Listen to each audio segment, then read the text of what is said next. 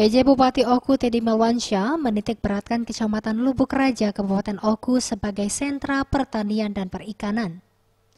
Apalagi saat ini Kecamatan Lubuk Raja saat ini tengah mengembangkan budidaya ikan gabus di Desa Martajaya. Menurut Teddy, Desa Martajaya ini nantinya akan menjadi cikal bakal kampung perikanan di Kabupaten Oku. Terlebih, Desa Martajaya sendiri menjadi wilayah terbaik pertama dalam pengembangan budidaya ikan gabus.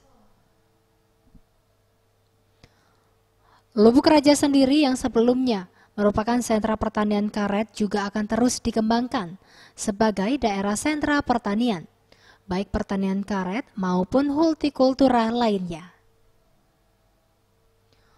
Oku sendiri sedang melakukan pembangunan agrowisata berbasis masyarakat, di mana setiap potensi di kecamatan akan dilakukan pengembangan potensi sesuai karakter kewilayahan kecamatan masing-masing.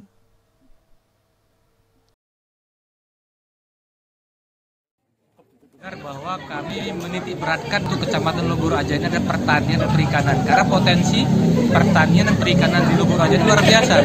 Rencana tahun ini kami akan membuat kampung perikanan, itu di Desa Martajaya, Kecamatan Lubuk Raja, karena memang di sana kelompok tani perikanannya luar biasa, punya inovasi, punya terobosan. Mereka sudah bisa mengembangbiakkan pemijahan ikan gabus. Yang ini menjadi salah satu percontohan. Kemarin kita mendapatkan juara satu soal pemijahan ikan gabus ini. Nah, untuk itu kami sudah bekerja sama dengan Kementerian Kelautan dan Perikanan bahwa tahun ini insya Allah kami akan menjadikan Desa Martajaya sebagai kampung perikanan.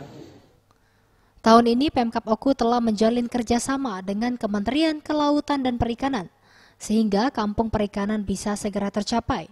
Selain itu, tahun ini Pemkab Oku juga memberikan bantuan bibit dan alat pertanian